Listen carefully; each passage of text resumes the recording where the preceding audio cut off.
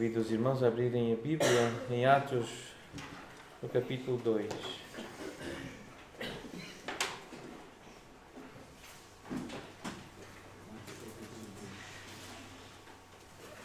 Atos, capítulo 2, nós vamos ler alguns versículos deste capítulo. Versículo 22, nós lemos estas palavras: atendei a estas palavras, prestem atenção a estas palavras.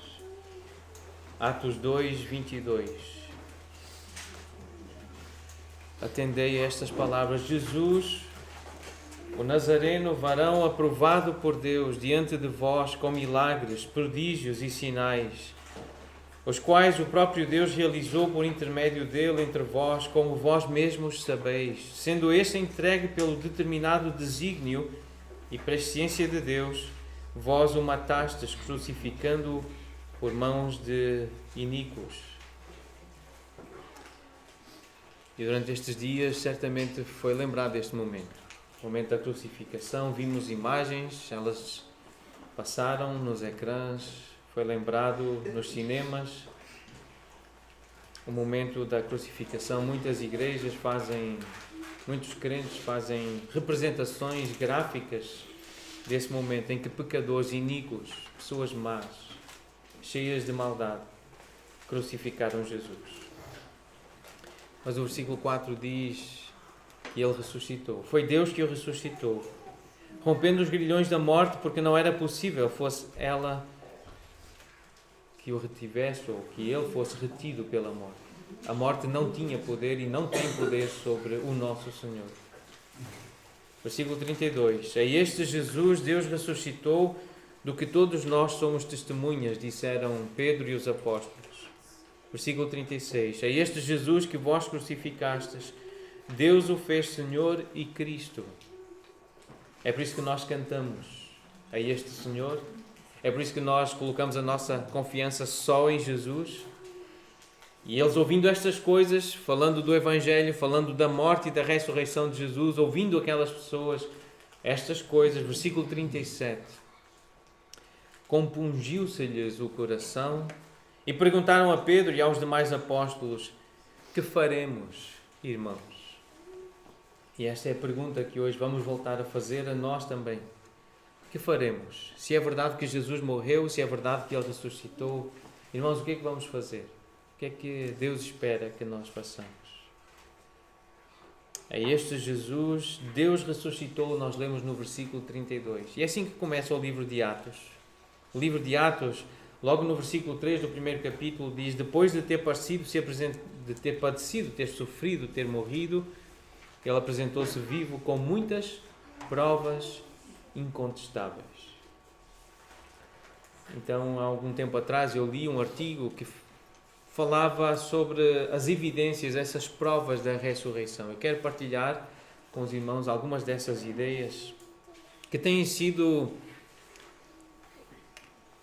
lidadas, têm sido tratadas. É uma forma de raciocínio, é usar a razão para perceber o valor que teve a ressurreição para os primeiros cristãos e que tem para nós hoje, e como é algo plausível, é algo inteligente pensar que realmente Jesus ressuscitou dentre os mortos. A primeira evidência é o túmulo vazio.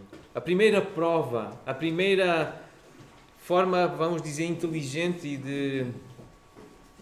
e que enche a razão e que é possível perceber o impacto que teve e porque é que tem tido esse impacto na história da humanidade, um túmulo vazio. A história da ressurreição de Cristo não teria durado um minuto, essa história, se o corpo de Jesus estivesse no túmulo, se houvesse realmente um corpo lá. Mas há grandes evidências que comprovam o facto de que o túmulo de Jesus ficou vazio. A primeira evidência é a credibilidade da história do sepultamento de Jesus. Ele foi realmente sepultado. O corpo dele foi colocado num túmulo, num sepulcro. Existem vários versículos e 1 aos Coríntios 15 é o principal capítulo, cheio de versículos com um relato desse momento e a explicação porque que Jesus foi sepultado, mas literalmente De acordo com as Escrituras, Paulo cita as Escrituras para dizer que Jesus foi sepultado, ele foi colocado num sepulcro. E nesse período em que o texto de 1 Coríntios 15 foi escrito, havia várias pessoas vivas que poderiam desmentir esse relato do apóstolo Paulo que ele ouviu de outros apóstolos. Contudo, ninguém desmentiu Paulo. Paulo escreveu, enquanto ele escrevia primeiro aos Coríntios 15, havia pessoas vivas, ele menciona isso, há gente que viu Jesus ser sepultado e ninguém desmentiu Paulo naquela altura. Não havia tempo suficiente para que uma lenda, uma história inventada fosse criada e que prevalecesse durante esse tempo. Alguém que inventasse a respeito do sepultamento de Cristo não seria tido em conta, porque era possível viajar e visitar esse lugar e falar com pessoas que tinham vivido aquela experiência e facilmente isso teria sido desmentido. O próprio Paulo esteve 2 semanas em Jerusalém, ele passou, e ele conta isso em Gálatas 1, versículo 18, ele pôde confirmar o facto de que todos sabiam que Jesus foi sepultado. E também é importante considerar a figura de um homem cujo nome é mencionado. Ele pertencia ao Sinédrio, José, ele que era de Arimateia, uma cidade que não era famosa naquele tempo. Nenhum estudioso dos nossos dias afirma que José é uma invenção dos primeiros cristãos, sobretudo por se afirmar que ele era um membro do Sinédrio, facto que pode facilmente ser desmentido por causa dos relatos históricos dos judeus. Ninguém desmentiu que José era um personagem histórico, esse José de Arimateia. Existem detalhes que os evangelhos fornecem sobre José e que corroboram, que comprovam, que mostram que ele era um personagem histórico. Então ninguém desmente esses factos de que havia um sepulcro, havia um túmulo vazio. O túmulo vazio foi descoberto por mulheres. Dado o relativo baixo estatuto que as mulheres ocupavam na sociedade judaica naquela altura e a sua pequena qualificação para servir como testemunha legal, é isso que a história conta. Então é surpreendente o facto de que foram as mulheres que descobriram o túmulo vazio. Se de facto não fossem as mulheres que tivessem descoberto aquele túmulo vazio, por que a igreja afirmaria isso e humilharia os seus líderes, afirmando que esses permaneceram escondidos em Jerusalém como covardes? Com medo. Os apóstolos estavam com medo. Foram as mulheres que foram até lá. Os nomes das mulheres citadas eram conhecidas por toda a igreja primitiva e seria muito fácil desmenti-las caso não tivessem visto o túmulo vazio primeiro. Se alguém quisesse contar uma história inventada, se alguém quisesse elaborar uma história, não iria colocar mulheres como as primeiras testemunhas. É porque foi exatamente assim que aconteceu. As mulheres, o testemunho das mulheres naquela altura não era o testemunho mais importante, seria mais importante o dos homens, dos líderes religiosos ou dos primeiros seguidores. Os primeiros seguidores estavam com medo. Os homens estavam escondidos. Foram as mulheres que foram ousadas e foram até ao sepulcro. Então, mais uma evidência que não é inteligente inventar uma história destas com estes personagens. Outra evidência, a investigação que Pedro e João fizeram do túmulo vazio é historicamente provável. A visita dos discípulos à tumba vazia é extremamente plausível, porque eles estavam perto, eles estavam em Jerusalém. Não tem nada de estranho. E se eles chegaram lá e se viram, então eles contaram, eles narraram, isso era algo muito possível de acontecer. Eles contaram o que simplesmente viram. Seria impossível para os discípulos anunciarem a ressurreição em Jerusalém se o túmulo não estivesse vazio. O túmulo vazio é a condição sem a qual não era possível anunciar a ressurreição de Jesus. Eles saíram de lá e começaram imediatamente a falar sobre o milagre que aconteceu. Então a pregação dos discípulos não duraria 1 minuto sequer se o corpo de Jesus estivesse ainda sepultado. Não iria durar essa ousadia, essa coragem para falar da ressurreição. Os propósitos dos opositores era negar a fé da ressurreição, a vida. E eles não negaram que o túmulo estava vazio. Os judeus opositores à fé cristã em nenhum momento negaram que o túmulo estivesse vazio. Pelo contrário, o que é que eles disseram? Eles acusaram os cristãos de terem roubado o corpo do Senhor. Portanto, o corpo não estava lá. E o facto de que o túmulo de Jesus não foi venerado indica que estava vazio. Os judeus veneravam e preservavam os túmulos dos profetas e de homens santos. Essa veneração era um aspecto importante na religião judaica. Nós sabemos pela forma como trataram Moisés, Macpela, aquela região. Nós sabemos que houve uma busca incessante pelo corpo de Moisés, pessoas importantes para os judeus. Mas não existe o mínimo vestígio de que o túmulo de Jesus foi venerado naquela altura. E a razão para isso é que estava vazio. Venerar era voltar lá, era honrar aquele lugar. E isso não aconteceu naquela altura. Então, somadas estas evidências, são um forte argumento para comprovar a história de que o túmulo de Jesus estava vazio.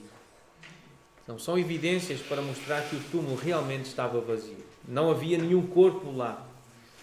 Mas uma segunda grande evidência da ressurreição de Jesus são as aparições de Jesus ressuscitado. Ele apareceu a pessoas e ele estava vivo, e estava com um corpo.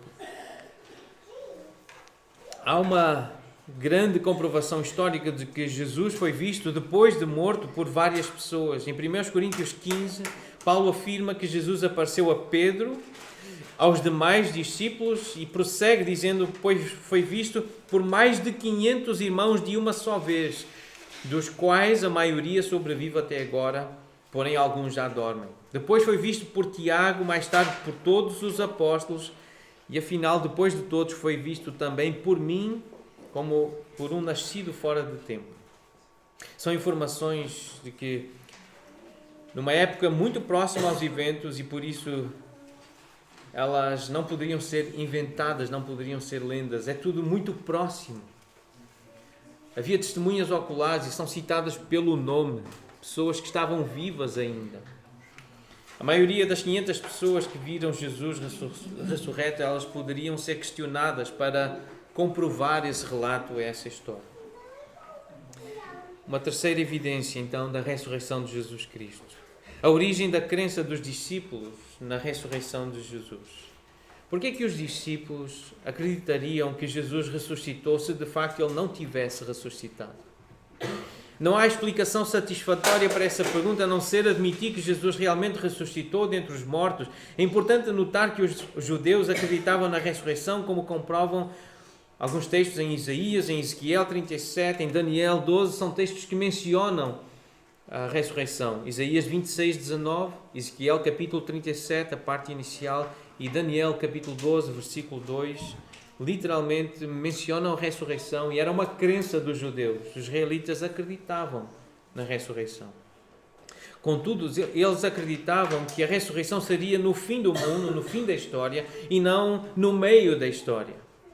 E também que a ressurreição seria para todas as pessoas e não para um indivíduo isolado. Portanto, os discípulos de Jesus só podiam crer na ressurreição de Jesus e morrer afirmando que o viram depois da morte, porque eles sofreram, alguns foram mortos por causa de afirmarem que Jesus estava vivo, que ele tinha ressuscitado.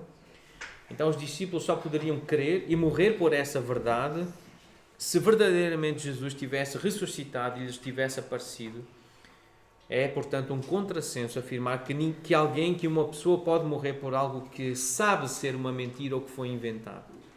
Nós sabemos que custou a vida, custou a liberdade, custou o conforto de irmãos nossos no início desta história.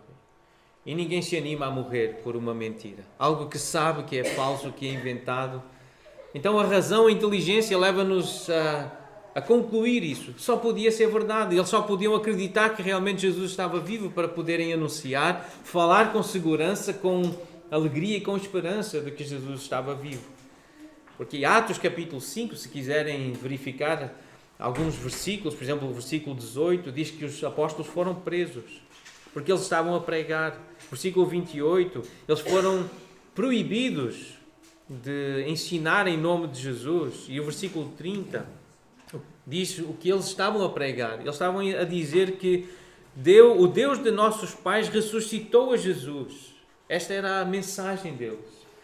Esse Jesus que vós matastes, que o penduraste no madeiro, mas Deus o fez Senhor, o exaltou a príncipe e salvador, a fim de conceder a Israel o arrependimento e a remissão de pecados. Ora, nós somos testemunhas desses factos, que Ele está vivo.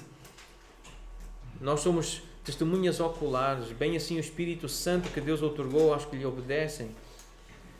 E diante deste discurso, deste anúncio, deste testemunho, eles ficaram enfurecidos, os judeus, e queriam matá-los. E perseguiram os primeiros cristãos e os discípulos para os matar. Queriam matá-los naquela hora. Aí Gamaliel intervém e eles são açoitados e sofrem afrontas, diz o versículo 41, que eles estavam alegres, eles regozijavam-se, estavam felizes porque eram dignos de sofrer afrontas, ou seja, por causa dessa mensagem de que Jesus estava vivo, que Ele ressuscitou. Eles estavam a sofrer afrontas, eles eram insultados, eles foram açoitados, foram presos, estavam a ser perseguidos para ser mortos. Então quem é que dá a vida ou está disposto a sofrer e a morrer por uma mentira, uma história inventada? Não faz sentido, não é inteligente. Há evidências, há provas, também racionais, além dos factos e da narrativa histórica, das testemunhas oculares, que é assim que se faz história. É com o que está escrito, é com a investigação dos lugares, nomes, com datas. Então é assim que nós fazemos este tipo de conclusão e de raciocínio, com evidências, com factos. Versículo 24 de Atos 2, então, tem o centro da mensagem cristã. Deus ressuscitou Jesus, rompendo os grilhões da morte, porquanto não era possível fosse Ele, Jesus, retido por ela. Ela, a morte, não tinha poder para reter Jesus, nem para reter nenhum discípulo de Jesus. Prevendo isto, Davi referiu-se à ressurreição de Cristo, que nem foi deixado na morte, nem o seu corpo experimentou corrupção. A este Jesus Deus ressuscitou, do que todos nós somos testemunhas. E esta, mais uma vez, lembramos, é a mensagem dos cristãos. A este Jesus Deus ressuscitou. E diante disto, então, diante desta mensagem, diante desta pregação, nós ouvimos esta pergunta de alguém que está aflito. Este verbo compungir traz a ideia de um tormento da mente. Uma pessoa que está atormentada, que está aflita. Uma emoção de tristeza. E há esta pergunta então.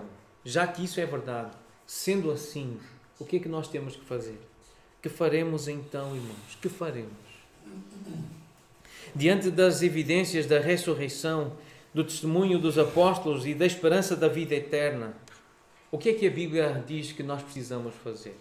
Se é verdade que Jesus ressuscitou, se é verdade que há vida eterna, há uma vida para além desta, o que é necessário fazer? O que é que a Bíblia ensina? E qual é a pregação apostólica, resumindo nestas 3 palavras? Arrependimento, arrependei-vos, homens, mulheres, atentai, prestem atenção, vigiai, tenham discernimento. Atentai significa tende atenção, prestai atenção e anunciai. Falem, digam aos outros o que aconteceu. Vamos olhar para alguns versículos da Bíblia para perceber o que é o arrependimento. O que é que Deus diz sobre o arrependimento? Como é que Ele descreve o arrependimento? O versículo 38 então diz: arrependei-vos e convertei-vos. Voltem-se para Deus, é o que algumas versões dizem. Arrepender-se é mudar a mente, é mudar o tipo de pensamento, é deixar de pensar de uma forma meramente humana e por isso frágil, limitada.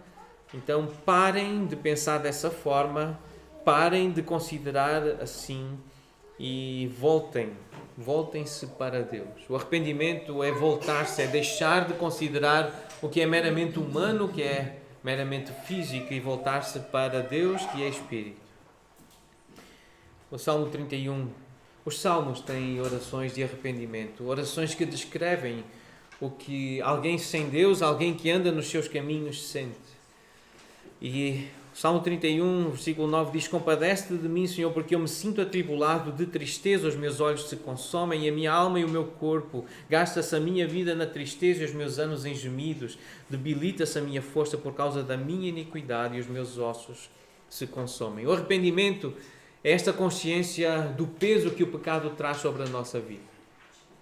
O pecado realmente pesa, faz-nos adoecer, como diz o Salmo 32. Enquanto calei os meus pecados, envelheceram os meus ossos pelos meus constantes gemidos todo o dia, porque a tua mão pesava dia e noite sobre mim, o meu vigor se tornou em sequidão de estio. Eu estava cansado, eu estava seco, eu não tinha o que dar, diz o salmista. Também o Salmo 38, a partir do versículo 3, não há parte sã na minha carne. É esta consciência que o pecado tomou conta de mim, eu sou pecador. Por causa da tua indignação não há saúde nos meus ossos, por causa do meu pecado, pois já se elevam acima da minha cabeça as minhas iniquidades, como fardos pesados, excedem as minhas forças, tornam-se infectas e purulentas as minhas chagas por causa da minha loucura. Pecar é ser louco, é cometer uma loucura. Sinto-me encurvado e sobremodo abatido, ando de luto o dia todo, ardem-me os lombos e não há parte sã na minha carne. Estou aflito e muito quebrantado, dou gemidos por efeito do desassossego do meu coração. Na tua presença, Senhor, estão os meus desejos todos e a minha ansiedade não te é oculta. Bate-me excitado o coração, faltam-me as forças e a luz dos meus olhos, essa mesma já não está comigo. Os meus amigos e companheiros afastam-se da minha praga e os meus parentes ficam de longe.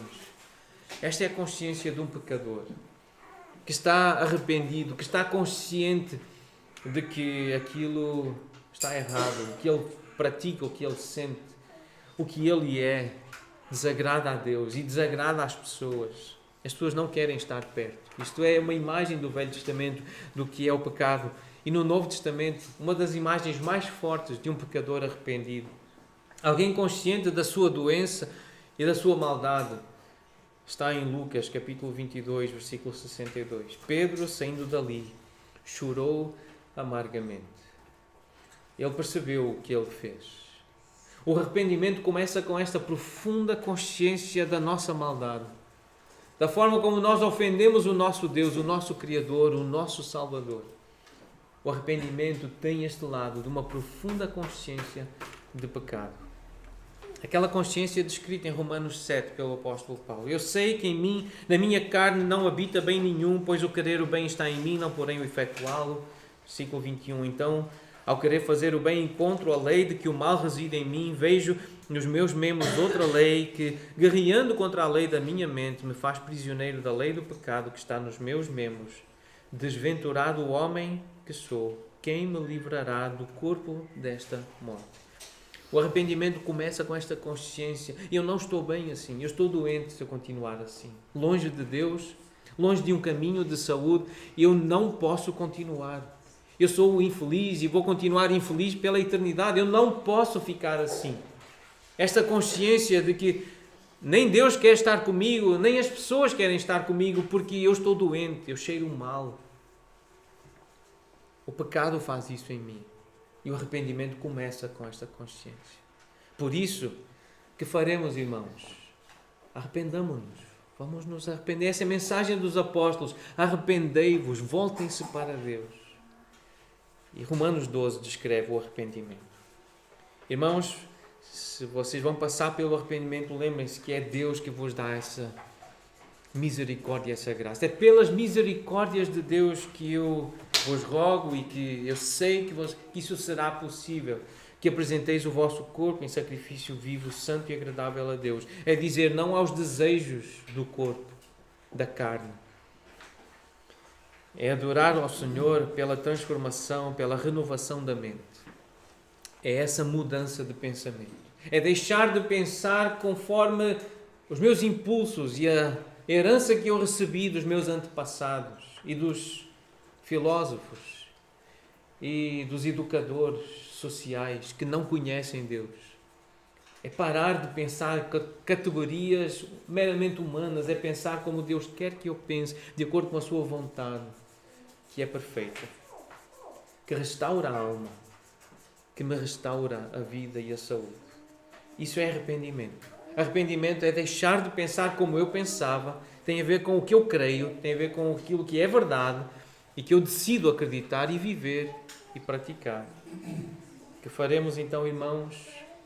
Nós vamos nos arrepender. Vamos ter essa consciência de que somos pecadores, de que há pecado em nós, que nos deixa doentes, longe de Deus e das pessoas, e vamos começar então a pensar como Deus quer que pensemos, acerca de nós, acerca dele, acerca das pessoas.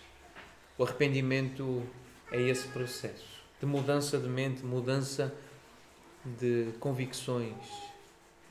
E como é que essas convicções então surgem? Pela atenção que nós damos ao que nos é ensinado. Por isso o que faremos, irmãos, vamos atentar ao que nos é dito.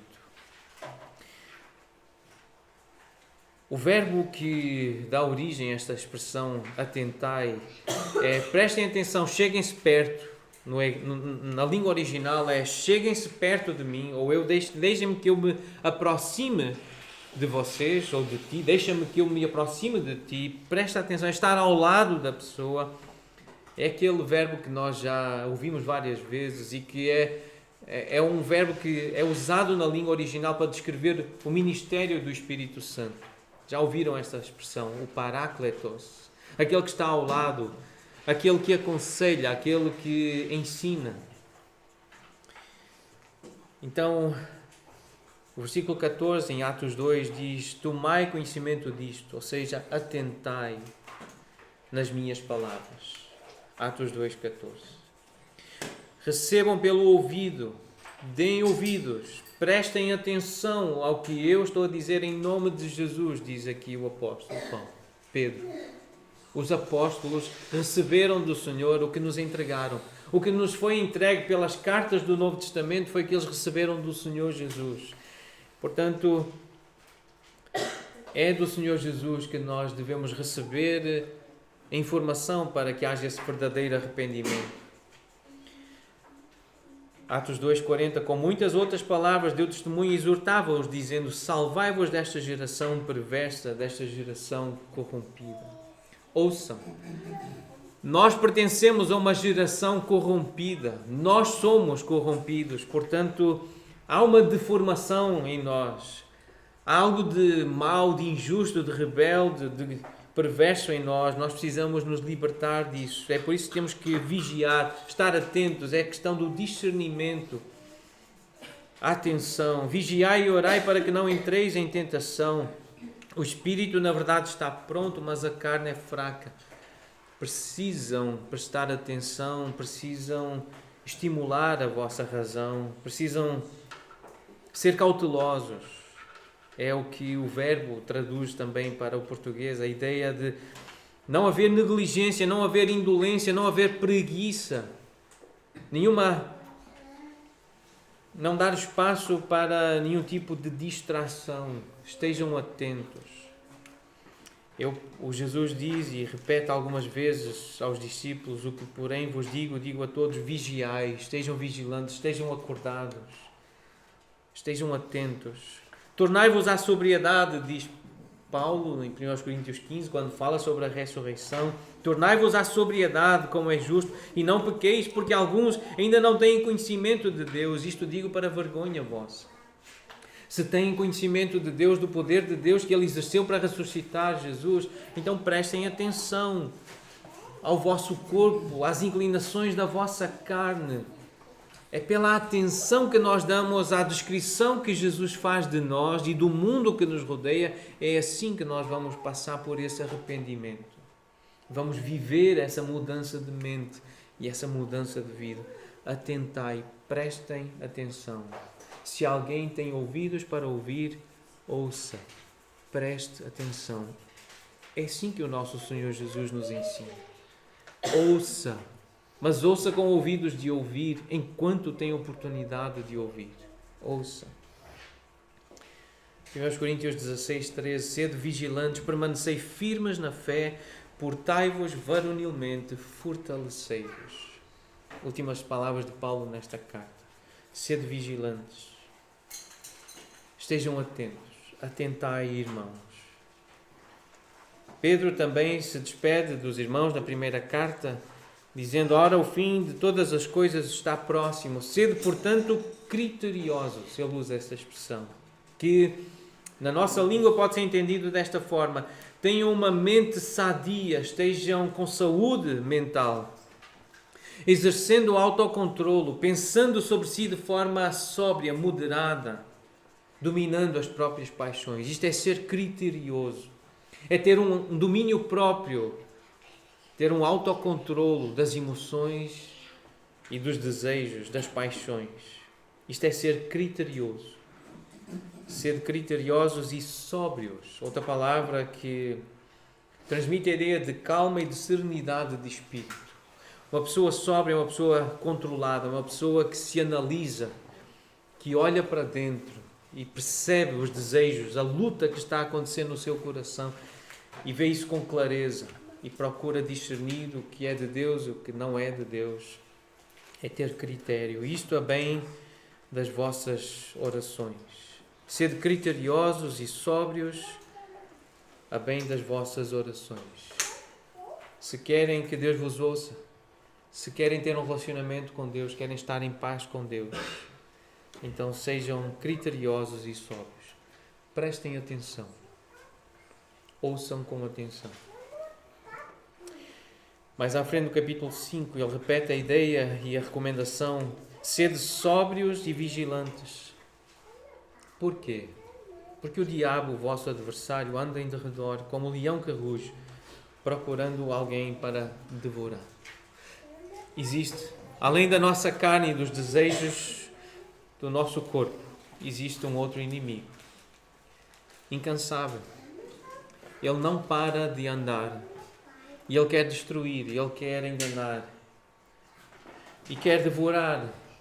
Então nós precisamos estar atentos, ser sóbrios, para perceber as armadilhas que estão no caminho, perceber esses laços do inimigo, muitas vezes com ideias. A maior parte das vezes são ideias, é ensinos, são ensinos de demónios, ensinos diabólicos, que nos querem lançar essa armadilha, esse laço para nos prender, para nos escravizar, essas mentiras, acreditarmos em coisas falsas acerca de nós, acerca de Deus, perguntas que insinuam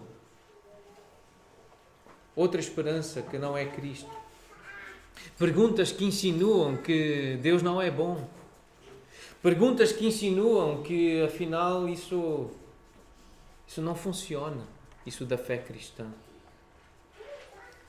O diabo, ele tem-se revelado dessa forma, com ideias e ensinos falsos, e pessoas que cantam essas mentiras e que repetem essas mentiras dezenas de vezes. Então nós precisamos de sobriedade e de vigilância, precisamos de atenção. O que faremos, irmãos? Nós estaremos atentos, estaremos acautelados. Acautelai-vos, diz Jesus em Lucas 21. Tenham cuidado por vós mesmos, para que nunca vos suceda que o vosso coração fique sobrecarregado com as consequências da orgia, da embriaguez e das preocupações deste mundo, e para que aquele dia não venha sobre vós repentinamente como um laço, pois há de sobrevir a todos os que vivem sobre a face de toda a terra. Vigiai, pois, a todo o tempo, estejam sempre atentos, orando para que possais escapar de todas estas coisas que têm de suceder e estar em pé na presença do Filho do Homem. Estas coisas, estas maldades, estas armadilhas, elas têm que suceder. Estas provas, estas provações, estas tentações, elas vão suceder. Estas aflições vão suceder. Elas têm de suceder. Para perceber quem é aprovado, quem é de Jesus verdadeiramente. Isto vai continuar a acontecer. para que aqueles que são de Jesus continuem a ser de Jesus e fiquem de pé no dia em que Jesus se fizer presente. Então estejamos acordados, atentos, vigilantes, prontos, acautelai-vos, atentai, irmãos. Que faremos então? Arrependamos-nos e atentemos. Vamos estar atentos àquilo que o Senhor nos está a dizer. E por fim, uma última palavra sobre a nossa missão, sobre a nossa identidade de sermos crentes, de sermos cristãos, discípulos de Jesus. Que faremos, irmãos, anunciar. É isso que os apóstolos ouviram de Jesus, que deveriam falar, ouviram dos anjos. E é isso que nós estamos a ouvir. Eles foram testemunhas. Em Atos 3, versículo 15, eles foram testemunhas da ressurreição de Jesus. E uma testemunha é alguém que fala, é alguém que anuncia, é alguém que diz aquilo que viu, aquilo que acredita que é verdade. E, portanto, falavam eles acerca da ressurreição. Em Atos 4, quando vieram os sacerdotes, o capitão do templo, os saduceus, ressentidos, muito perturbados, porque eles estavam a ensinar o povo, eles estavam a anunciar Jesus, que ele estava vivo, que havia ressurreição dentre os mortos. Essa era a mensagem deles. Isto deixava aqueles homens, aqueles líderes religiosos irritados, ressentidos, perturbados, porque ouviam os apóstolos ensinarem o povo, e eles ouviam os discípulos, os apóstolos, anunciarem que Jesus estava vivo e que havia ressurreição de entre os mortos. Portanto, eles declaravam, eles promulgavam, eles faziam conhecido, eles proclamavam publicamente, eles relatavam, eles diziam que Jesus estava vivo e que havia ressurreição. Eles diziam também que não havia salvação, não há salvação em nenhum outro.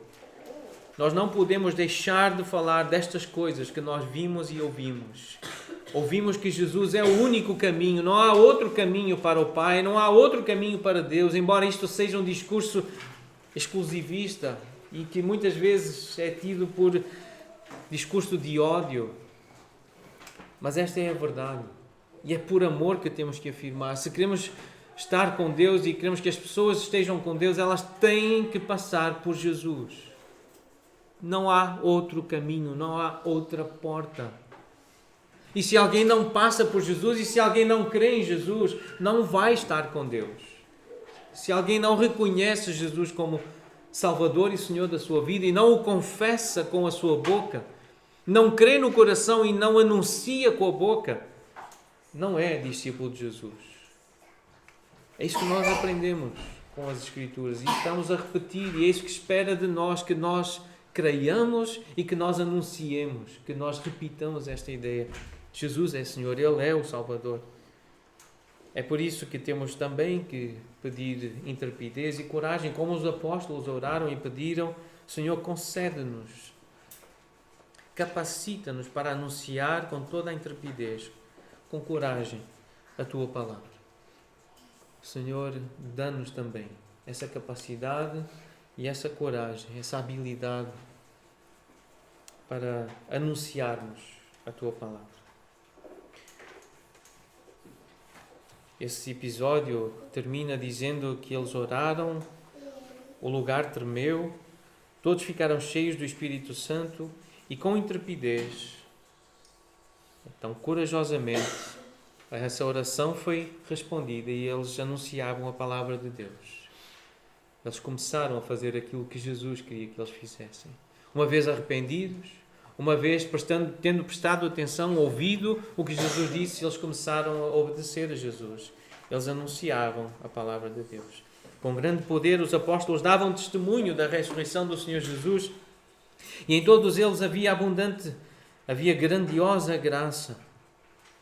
Eles ouviram inclusive de um anjo, o anjo do Senhor que apareceu, eles estavam presos, foram libertos por aquele anjo que abriu as portas e disse: apresentai-vos no templo e dizei ao povo todas estas palavras, todas as palavras desta vida, que é por Jesus que se tem vida, é por Jesus que se tem esperança da ressurreição.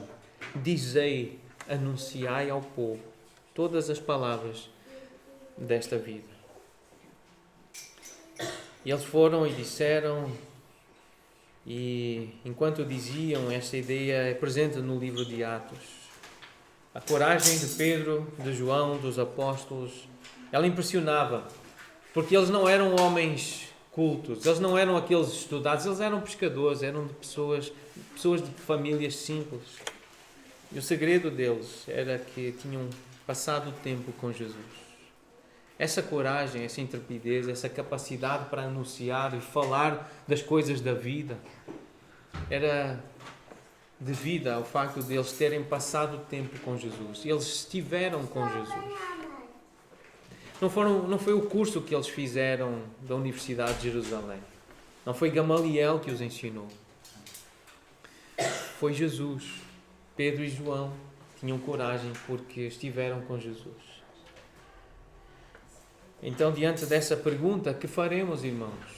Nós lembramos que, diante destas evidências da ressurreição, destas provas de que Jesus ressuscitou, diante do testemunho dos apóstolos, da esperança da vida eterna, essa alegria que nos aguarda, a Bíblia diz para nós nos arrependermos, para nós prestarmos atenção ao que está escrito, ao que Jesus nos está a dizer e para anunciarmos a palavra de Jesus, o que Jesus ensina sobre o que é ser salvo. Para isso, então, lembremos de estar com Jesus. Passemos tempo com Jesus. Ele está vivo. É possível ouvi-lo. É possível sermos pastoreados por Jesus. Passando tempo com as Escrituras, lendo a Bíblia com atenção, de preferência isolados, sozinhos num lugar silencioso. Lendo, orando, dedicando-nos, vigilantes, criteriosos. Já que Jesus está vivo, passemos tempo com Ele.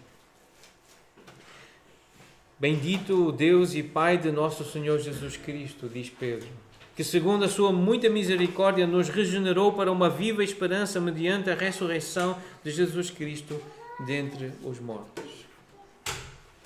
É verdade, nós vamos morrer. Este corpo vai perecer. Ouvi uma estatística que me impressionou esta semana. Uma em cada uma pessoa morre. Estas são as estatísticas. Uma em cada uma pessoa que há na Terra morre. E vai morrer. É impressionante. O número é impressionante. Isto para dizer que nós vamos morrer. Os nossos queridos vão morrer. Mas a nossa esperança é esta, é que nós vamos ressuscitar. Há uma esperança e ela é viva. Agora, por que Jesus morreu e ressuscitou? Para que os que vivem não vivam mais para si mesmos, mas para aquele que por eles morreu e ressuscitou. Nós estamos vivos para viver para Jesus. É isso que precisa ser anunciado. Precisamos dizer uns aos outros, precisamos nos aconselhar desta forma. Está vivo, tem saúde, tem força, tem capacidade para aprender, está na escola, está na universidade, está a trabalhar, está casado, tem filhos. Sabe porquê que tem tudo isso? Sabe porquê que está a envelhecer e com mais experiência? Tem tudo isso para poder viver para Jesus. Essa é a palavra de Jesus para nós. Nós estamos vivos para viver para Ele, para lhe agradar, para o servir, para falar dEle, sobre Ele, para fazer o que Ele quer que nós façamos. Esta é a razão para estarmos vivos. E este versículo, em 2 Coríntios, capítulo 5, versículo 15, ele é claro.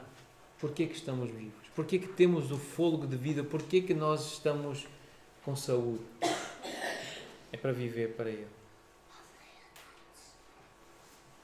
Se a nossa esperança em Cristo se limita apenas a esta vida, infelizmente há crentes que têm esperança em Cristo apenas para esta vida, porque querem mais saúde, querem mais dinheiro, querem um melhor emprego, querem menos sofrimento, querem sucesso.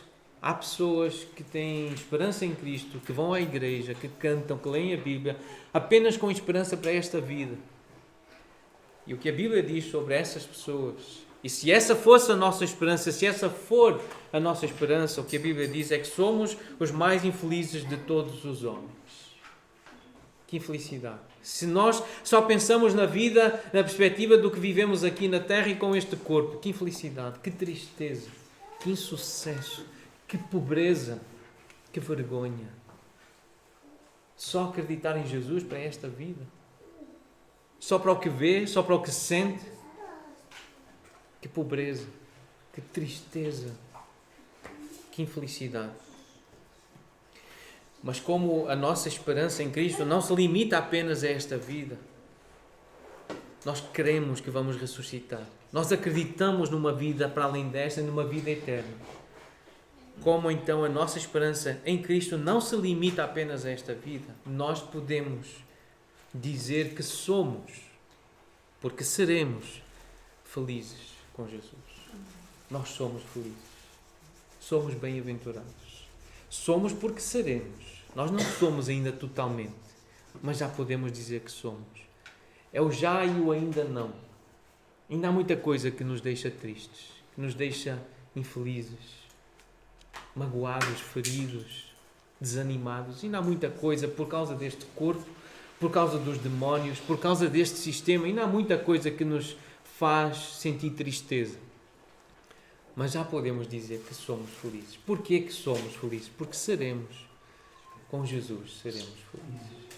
Vamos cantar isso. Sou feliz com Jesus. Vamos lembrar à nossa alma que com Jesus nós somos felizes. A nossa esperança não se limita apenas a esta vida. Não é só esta experiência aqui. Nós temos algo muito maior e melhor para viver. E este hino ajuda-nos a lembrar disso.